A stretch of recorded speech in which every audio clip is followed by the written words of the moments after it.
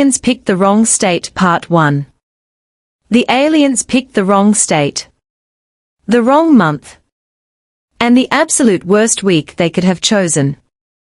Because before their ships ever touched the ground, more than 12,000 armed hunters were already spread across the forests, hills, and open plains of Wyoming.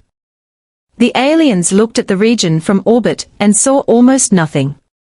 Small towns, long empty roads, a few farms, a handful of ranches, no military bases, no major defenses, no threat. To them, it looked like the easiest place on Earth to conquer. They were very, very wrong. And by the time they realized it, it was already too late. Because what happened over the next few hours would become one of the greatest military disasters in the history of their empire. But to understand how it started, we need to go back to one cold November morning. A morning that seemed completely normal. At first, Wyoming in late November was not a friendly place. The wind came racing across the open land like it had somewhere important to be. Frost covered truck windows until late morning. The grass had already turned pale and dry. Most people stayed indoors when they could. But every year, there was one thing that brought thousands of people outside.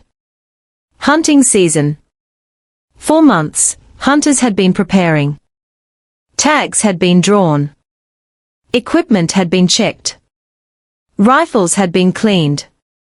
Trucks had been packed. Coffee thermoses had been filled. And by the third week of November, people were everywhere. On ridges. In forests. Along game trails. Inside hunting blinds. Waiting. Watching. Looking for deer and elk. One of those hunters was Hank Dorian. Hank had been hunting for over 30 years. His father hunted. His grandfather hunted. And now he did the same. Not because he needed to. Because it felt right. There was something about sitting quietly before sunrise, watching the world wake up around him. It reminded him who he was. That morning, Hank sat inside a small hunting blind near a line of cottonwood trees. His rifle rested across his lap. A thermos of coffee sat beside him. Everything was quiet. The sky was slowly turning gray. The sun had not yet appeared. Then Hank saw something strange. At first, he thought it was a shooting star. But after a second, he realized it wasn't. The object wasn't falling. It was descending. Slowly. Carefully. Almost deliberately. A streak of orange light moved across the sky before disappearing behind a distant ridge. A few seconds later, Hank felt a soft vibration through the floor beneath him. Thump. Not loud. But enough to notice. Hank frowned. Something wasn't right. Then his radio crackled. Hank, you seeing this? It was his neighbor, Russ Coley. Hank grabbed the radio. Seeing what? Get on Channel 4. Something just landed near my north fence. For a moment, Hank didn't answer. Then he switched channels. Instantly, voices filled the radio. Hunters. Ranchers. Farmers. Everyone talking at once. Reports were coming in from every direction. Something had landed east of Carbon Junction. Another object had been spotted farther north. A third had come down somewhere across the open range. Nobody knew what they were. Nobody knew where they came from. But everyone agreed on one thing. They definitely weren't aircraft. As the reports spread, Sheriff Roy Tanner received the first emergency calls. Roy had served overseas years earlier before becoming sheriff. Very little surprised him anymore. But even he became uneasy when the calls kept coming. One report could be a mistake. 10 reports were a problem. Roy climbed into his truck and headed toward the nearest landing site. 20 minutes later, he parked on a ridge overlooking a shallow valley. Then he raised his binoculars and froze. At the bottom of the valley sat a massive black a ship. Not a plane. Not a helicopter. Not anything built by humans. The craft was huge. Dark metal covered its surface. Strange waves shimmered across its hull. A ramp extended from its side. And figures were already emerging. Tall figures. Armored figures. Roy slowly lowered his binoculars. Then raised them again. The ship was still there. The figures were still moving. This was real. He grabbed his radio immediately. Dispatch, contact Highway Patrol. A pause. Then a response. Copy. Also contact the National Guard. Another pause. Copy. Roy continued staring through the binoculars. One of the figures raised a weapon. Even from this distance, Roy could tell exactly what it was. And it wasn't meant for hunting. It was meant for war. His stomach tightened.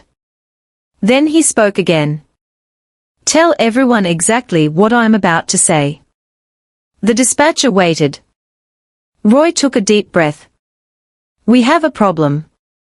Another pause. A big one. The dispatcher sounded confused. What kind of problem, Sheriff?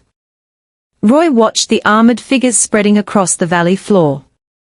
Then he answered. The kind that didn't come from this planet. Silence filled the radio. The dispatcher thought Roy was joking. Unfortunately, he wasn't. What Roy didn't know was that the beings climbing out of that ship had conquered worlds before. Many worlds. They had crossed star systems. Defeated armies. Captured planets. And forced entire civilizations to surrender. Most worlds lasted less than 72 hours after first contact. That was the normal pattern. Land. Demonstrate power. Demand surrender. Move on. Simple. Efficient. Successful. But this time was different. Because these invaders had landed in rural Wyoming during hunting season. A place where thousands of armed people were already outside. Already carrying rifles. Already communicating through radios. And already prepared to solve problems themselves. The aliens had no idea what kind of mistake they had just made.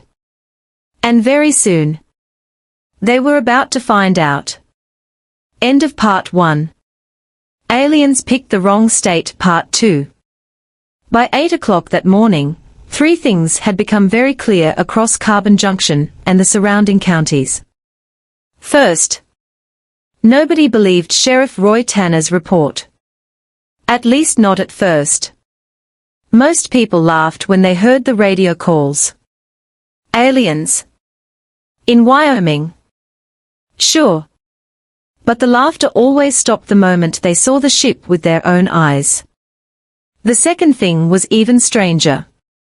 Almost everyone reacted the same way. They looked at the ship. Stared for a few seconds.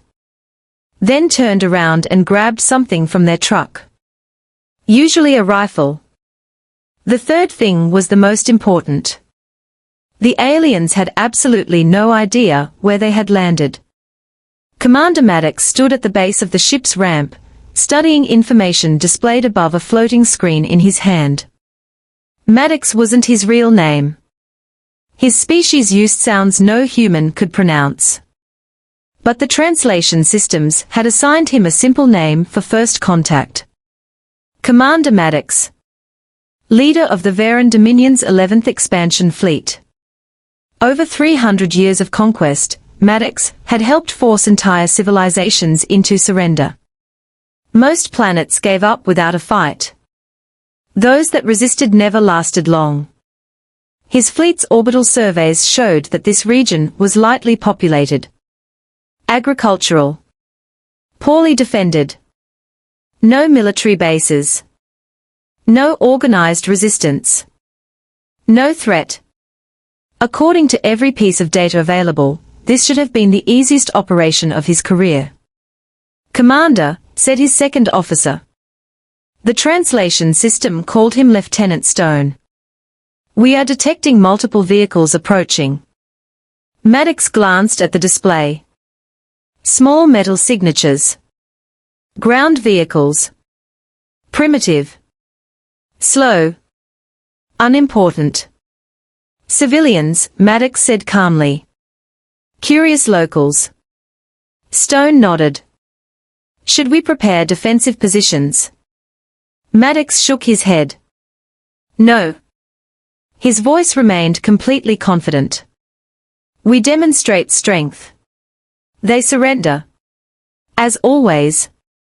To be fair, that strategy had worked on 14 different worlds. 4 minutes later, the first truck arrived. It belonged to Hank Dorian. Hank parked on the ridge overlooking the valley. Then stepped out and stared down at the ship. His expression was difficult to read. Not fear. Not panic. Mostly confusion. And mild irritation. The same look a rancher might give a broken fence, or a dead cow in the wrong pasture. Within minutes, more trucks arrived. Then more. And more. Hunters. Ranchers. Farmers. Locals from every direction. Nobody had organized it. Nobody had called a meeting. They simply showed up. Because something strange had landed nearby.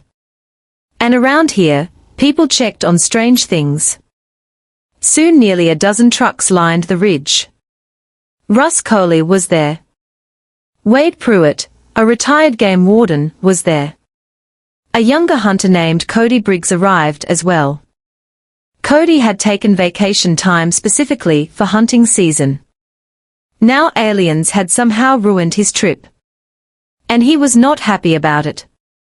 Down below, Commander Maddox watched the growing crowd through the ship's sensors. For the first time all morning, he felt something unexpected. Concern. The humans weren't leaving. They weren't retreating. They weren't running. If anything, more kept arriving. They continue gathering, Stone reported. Maddox frowned. Perhaps these were local leaders arriving to discuss surrender. That explanation made sense.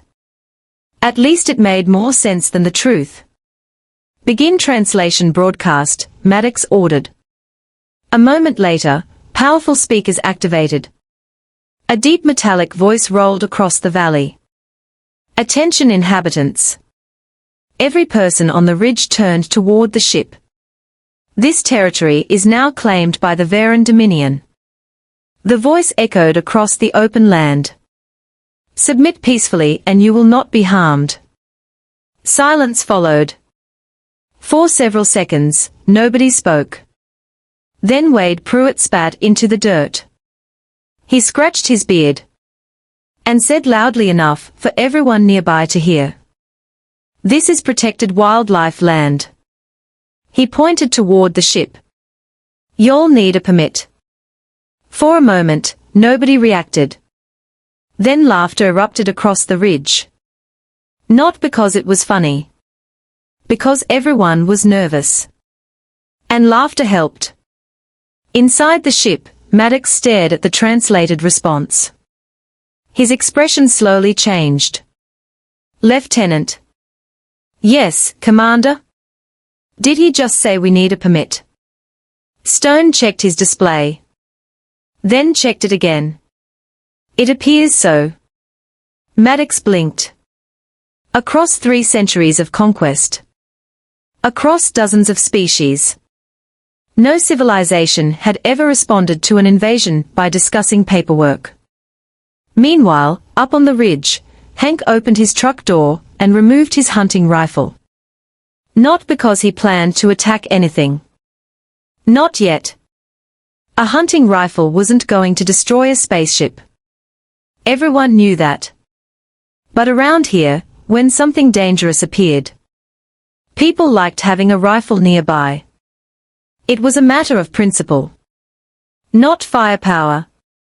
A few minutes later, flashing lights appeared on the road. Sheriff Roy Tanner arrived. He parked near the crowd and stepped out carrying a bullhorn. The National Guard still wasn't responding. State officials still thought the reports were a joke. For now, the people on this ridge were completely on their own. Roy lifted the bullhorn, then aimed it toward the aliens. "This is Sheriff Roy Tanner." His voice echoed across the valley. "I don't know who you are. I don't know where you're from. But you're currently parked on private grazing land without permission." Several hunters nodded. That sounded reasonable. Roy continued. "And before the situation gets any more complicated, I'm going to need identification and an explanation." Down below, the aliens listened. Inside the translation systems, the words converted perfectly. The meaning did not. Commander Maddox stared in disbelief. "They are demanding identification." Stone looked equally confused. "From us?" "Apparently." For several seconds, Maddox said nothing. Then he made the worst decision of his entire career. He decided to demonstrate force. It had always worked before. Why should this time be different? 12 soldiers forward, he ordered. "Show them our strength." Immediately, armored troops began marching up the slope. Weapons raised. Formation tight. Disciplined. Professional. Exactly as they had done on countless worlds before. What Maddox didn't realize was that every person standing on that ridge had already reached the same conclusion. Independently. Without discussing it. Without planning it. Without being told. Nobody here was waiting for permission. Nobody was waiting for Washington. Nobody was waiting for the military. And nobody liked armed strangers marching onto their land. As the alien formation approached the top of the ridge, truck after truck continued arriving behind the hunters. The crowd was growing larger every minute. Radio chatter spread across counties. More people were already on the way. Commander Maddox believed he was facing a frightened rural population. In reality, he was standing in front of the largest gathering of armed hunters in the state. And things were about to go very, very wrong. End of Part 2. Aliens Picked the Wrong State Part 3. For a few seconds, nobody moved. The alien soldiers stood at the top of the ridge. The hunters stood facing them. Cold wind swept across the open ground. Neither side looked away. Commander Maddox watched through his senses with complete confidence. This was the moment every conquest eventually reached. The moment when the local population understood resistance was pointless. The moment when fear took over. The moment when surrender began. At least, that was how it had always happened before. The lead alien soldier stepped forward. He was enormous. More than 7 feet tall. Covered in dark armor. A large energy weapon rested in his hands. The weapon hummed softly, filling the air with a low vibration. To anyone looking at him, he appeared unstoppable. The translation device built into his armor activated. Its metallic voice echoed across the ridge. "Resistance is not advised." Nobody answered. The soldier continued. "Your weapons are ineffective. Still nobody answered. The hunters simply stood there. Watching. Waiting. The alien raised his weapon slightly. Submit peacefully and you will not be harmed. That was the moment everything changed. Because the soldier made a mistake. A very small mistake. The kind of mistake that meant nothing against most enemies. But these weren't most enemies. While speaking, the soldier turned his head slightly toward another trooper. Just enough to expose a narrow gap in his armor near the base of his neck. A tiny opening. Easy to miss. Unless you spent your entire life looking for details exactly like that. Up on the ridge, Cody Briggs was watching. Not because he had a plan. Not because he wanted a fight. Because hunters notice things. They always have. A broken branch. A flicking ear. A patch of movement in tall grass. A small opening. A clear shot. Years of hunting had trained his eyes to spot opportunities in seconds.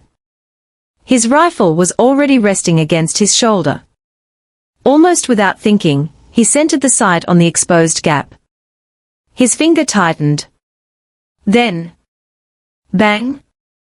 The shot shattered the morning silence. The sound echoed across the valley. Birds exploded from nearby trees. Every head turned instantly. For a brief second, nobody understood what had happened. Then the alien soldier collapsed. One moment he was standing. The next he hit the ground like a dropped sack of concrete. His weapon tumbled from his hands. His armor sparked. Then went still. Silence. Absolute silence. The hunters stared. The alien stared. Even Cody looked surprised. Nobody had expected that. Not even him. Far below, Commander Maddox froze. His display flashed red. One of his soldiers was dead. Dead? The impossible reality hit him all at once. A primitive projectile weapon had just killed one of his troops. His troops wore combat armor designed to survive battlefield conditions across multiple star systems. Their protection systems had endured plasma fire, energy weapons, explosive impacts.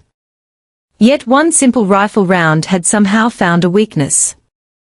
For the first time in 3 centuries, Commander Maddox felt fear. Then chaos erupted. The gunshot traveled farther than anyone realized. Across radio channels. Across hunting camps. Across ranches and ridges. Everyone listening heard it. And more importantly, they heard what came after. The frantic voices. The shouting. The reports. The message spread almost instantly. The aliens could be hurt. The aliens could be killed. And that changed everything. Another rifle cracked. Then another. Then 3 more. Within seconds, gunfire erupted from every direction. Not organized. Not coordinated. Not military. Just dozens of people reacting at once. Hunters fired from ridges. Ranchers fired from behind trucks.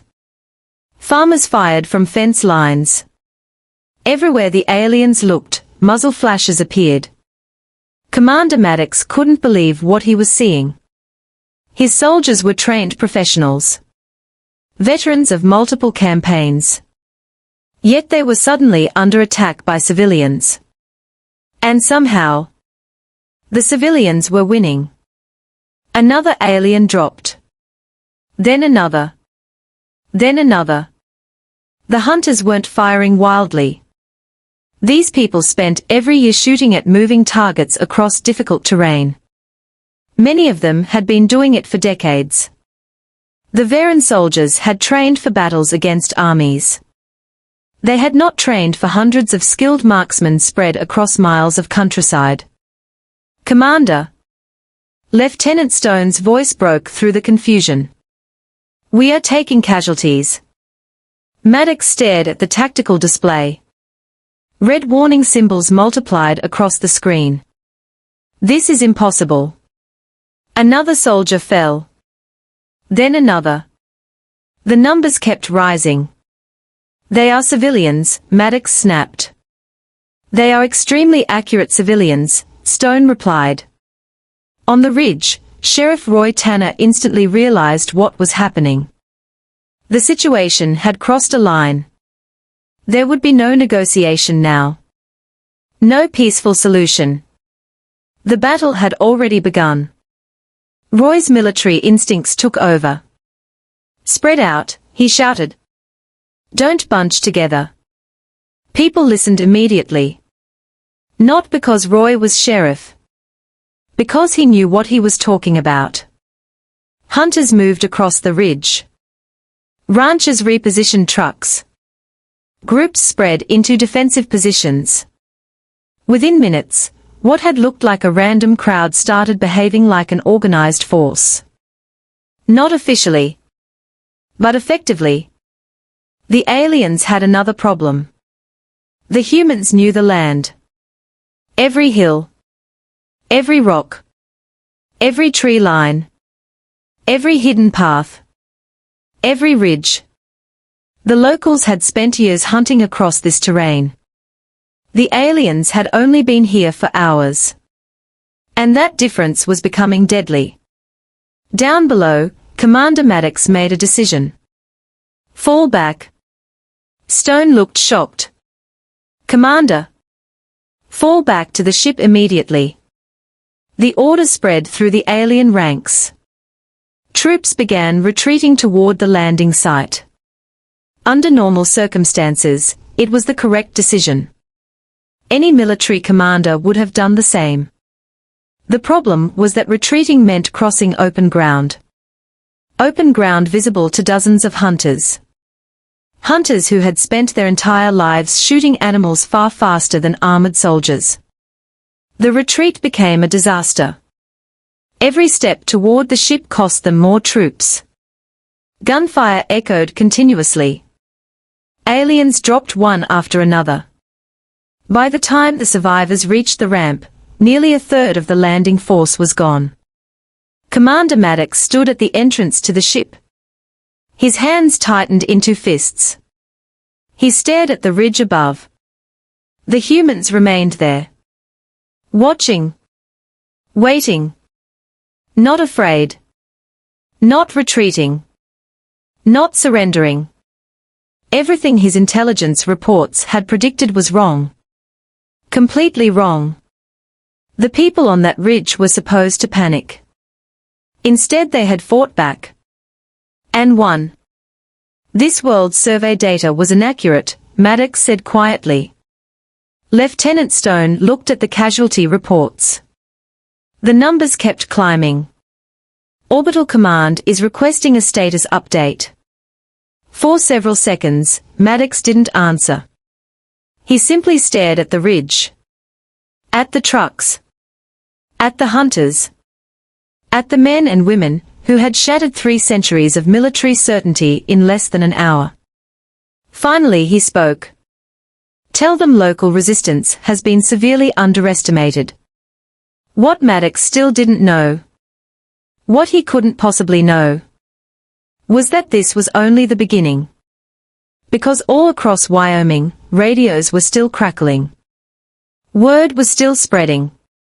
Hunters were leaving camps. Ranchers were climbing into trucks. Families were hearing the news. And everywhere people were coming to exactly the same conclusion. Something had landed. Something dangerous. And somebody needed to deal with it. The real fight hadn't even started yet. End of Part 3. Aliens Picked the Wrong State Part 4. Commander Maddox stood inside the command ship, staring at casualty reports that seemed impossible. The numbers kept increasing. His soldiers were retreating. His landing force had suffered losses. And all of it had happened because of civilians. Hunters. Farmers. Ranchers. People who weren't supposed to be a threat. For 300 years, the Varen Dominion had conquered world after world.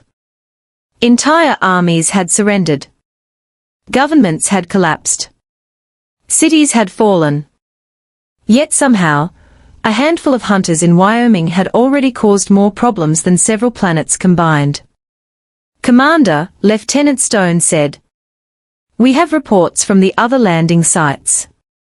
Maddox turned. Report. Stone hesitated. That alone was unusual. Then he spoke. The second landing site is under attack. Maddox closed his eyes for a moment. From military forces. No, Commander. Then from what? Stone looked down at his display. An agricultural vehicle. Maddox stared at him. A what? An agricultural vehicle. For several seconds neither spoke.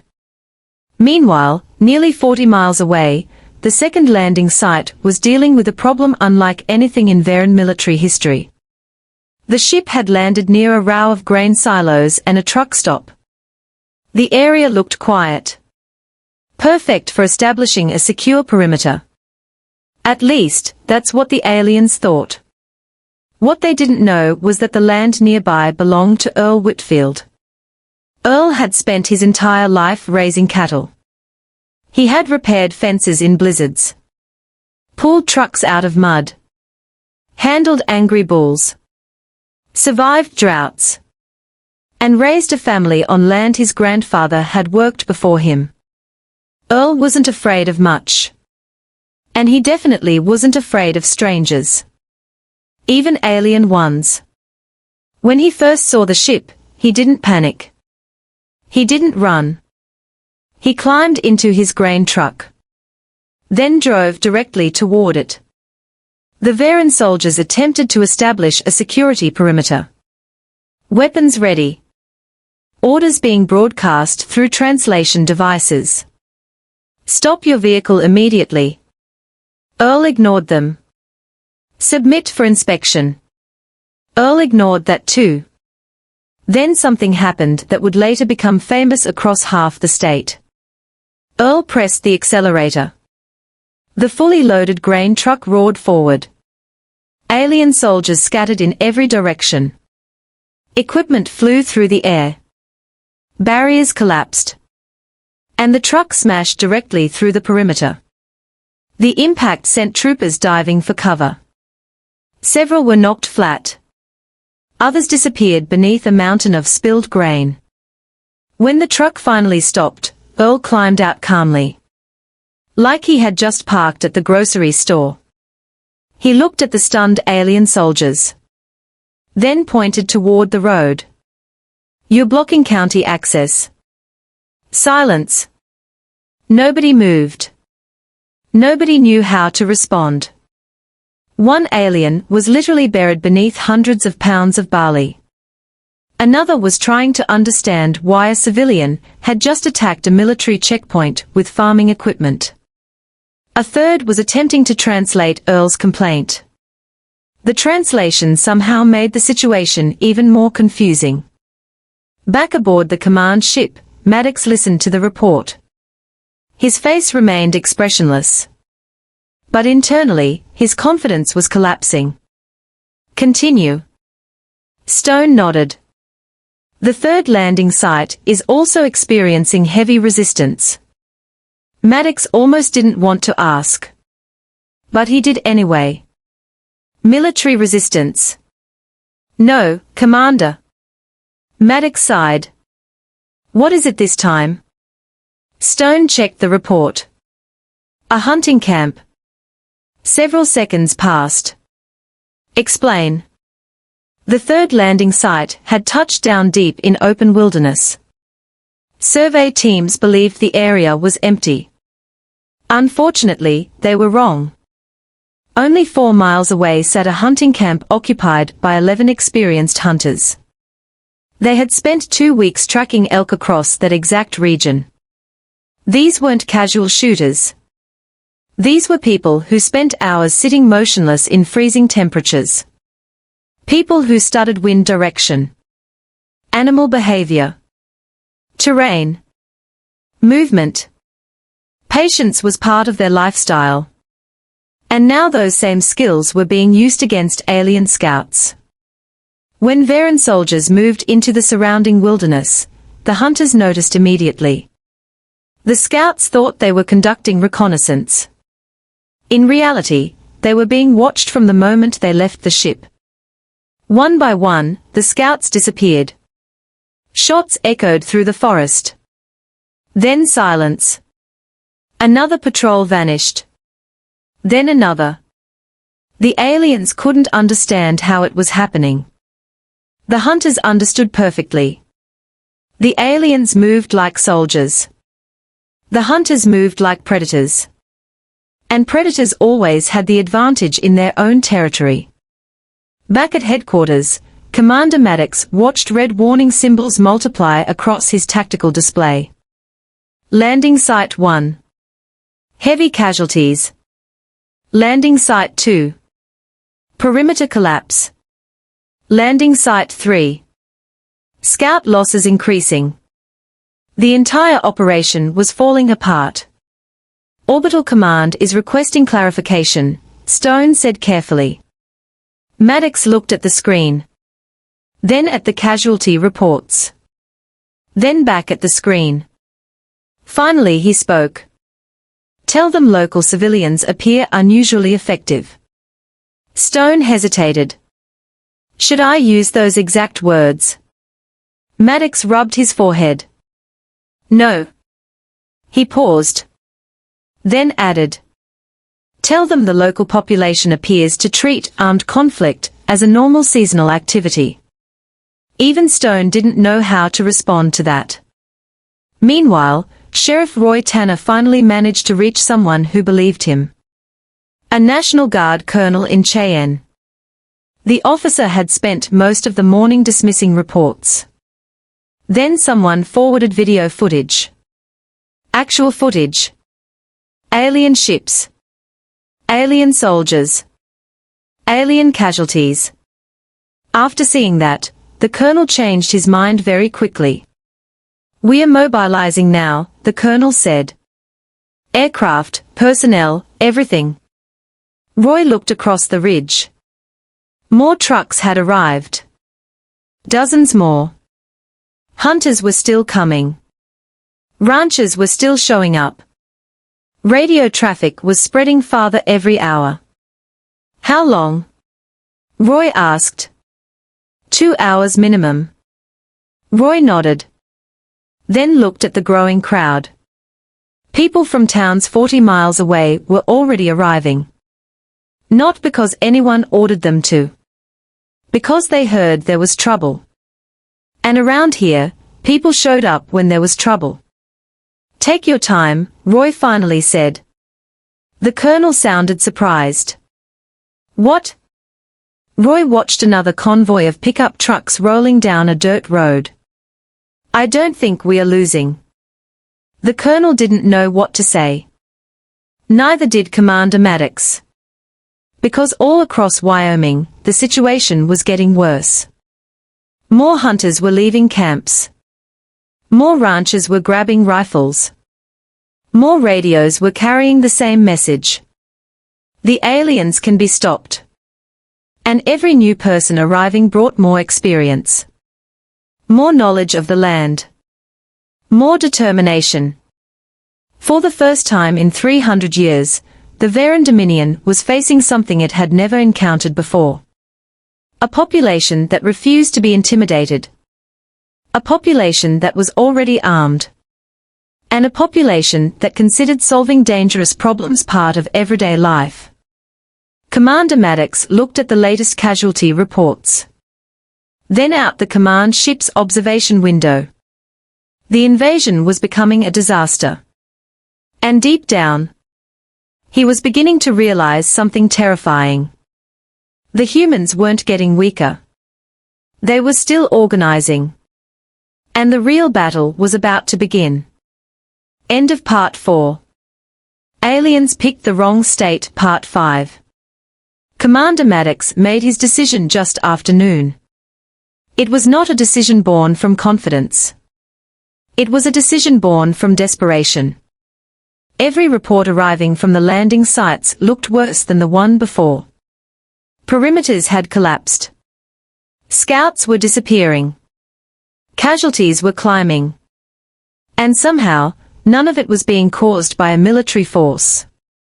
The people fighting back were hunters, farmers, ranchers, truck drivers, ordinary civilians.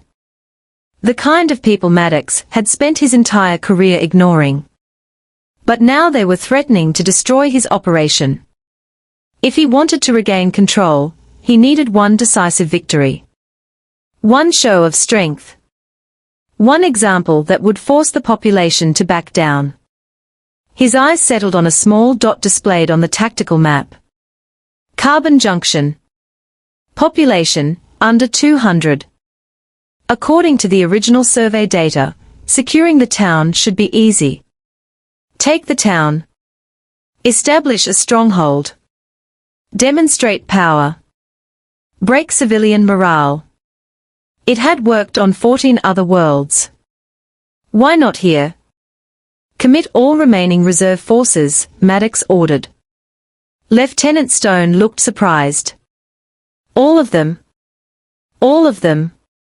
Stone nodded. The order spread immediately. Every remaining Varen soldier began moving toward Carbon Junction. This would be the final push. The battle that decided everything. What Maddox didn't know was that Carbon Junction had spent the last several hours preparing. Sheriff Roy Tanner had organized defenses. Hunters occupied the high ground. Ranchers positioned vehicles at key locations. Roadblocks appeared across every major approach. Radio operators coordinated movements. People shared ammunition, food, information. Nobody had planned for an alien invasion. Yet somehow everyone already knew exactly what to do. Because protecting your community wasn't a skill you learned. It was simply part of life. Hank Dorian stood near the center of town. His rifle rested comfortably in his hands. The same rifle he had used for years. The same rifle he had expected to use on deer that morning. Now he found himself waiting for something very different. Nearby, Wade Pruitt monitored radio traffic. Messages came constantly. More trucks arriving. More volunteers showing up. More reports from across the county. The crowd kept growing.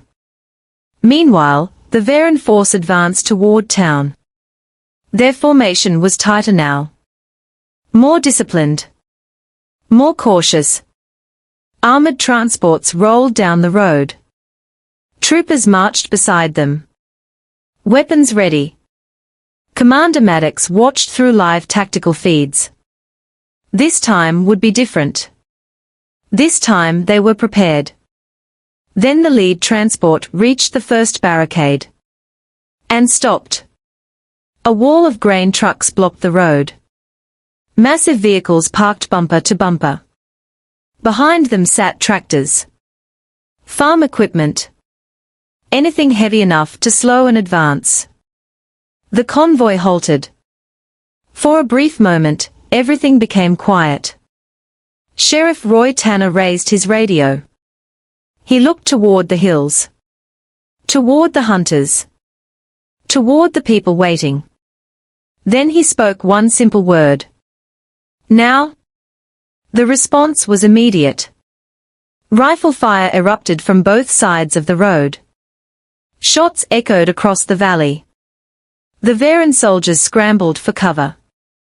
But there wasn't much cover available. Every hill overlooking the road already had people on it. People who knew exactly where to aim. Troopers fell. Others tried to advance. More rifle shots answered them. The attack stalled almost instantly. Then things became even worse. Because Donnie finally arrived. Donnie was a tow truck driver. And earlier that morning, for reasons nobody fully understood, he had brought a heavy towing chain with him. Now everyone understood why. While the fighting distracted the aliens, Donnie maneuvered his tow truck close to one of the armored transports. He attached the chain, put the truck in reverse, and hit the accelerator. The transport lurched sideways. Metal groaned. The vehicle tipped into a ditch. Alien soldiers scattered in every direction. A cheer erupted from nearby defenders. Even Sheriff Tanner couldn't help smiling. Commander Maddox watched the disaster unfold from his command ship. Everything was falling apart. Again. His soldiers were pinned down. His vehicles were trapped. The town refused to surrender. The civilians refused to retreat. Nothing about this operation made sense anymore. Commander, Stone said quietly. Orbital Command requests immediate status. Maddox stared at the screen. He looked at casualty numbers. Destroyed equipment. Broken formations. Then he made the hardest decision of his career. Order a withdrawal. Stone froze. Commander. You heard me. Full evacuation. Maddox nodded. All units. For several seconds, Stone simply stared. No Varen commander had ever abandoned a conquest this quickly. But there was no alternative. The operation had failed. Minutes later, retreat signals spread through every surviving unit. The aliens began pulling back. Slowly at first. Then faster. The retreat quickly turned into a full evacuation. Back in Carbon Junction, people noticed immediately. The aliens were leaving. The impossible had happened. The invaders were running. Hank watched the retreating soldiers disappear down the road. Slowly, he lowered his rifle. For the first time all day, he allowed himself to relax. Sheriff Tanner stood in the middle of town, watching the withdrawal. A radio crackled beside him. The National Guard is 20 minutes out. Roy looked toward the distant ships. They were already lifting off. Already leaving. Already defeated. He picked up the radio. Tell them we appreciate it. The dispatcher waited. Roy smiled slightly. But I think we've got it handled. Above Wyoming, massive alien ships climbed into the sky. One by one, they disappeared into orbit. The invasion was over. And the Varen Dominion had suffered the worst defeat in 3 centuries. Not against a military alliance. Not against a planetary defense force. Not against an advanced civilization. Against hunters. Days later, military analysts throughout the Varen Empire studied the battle. Nobody could understand what had happened. Their models failed.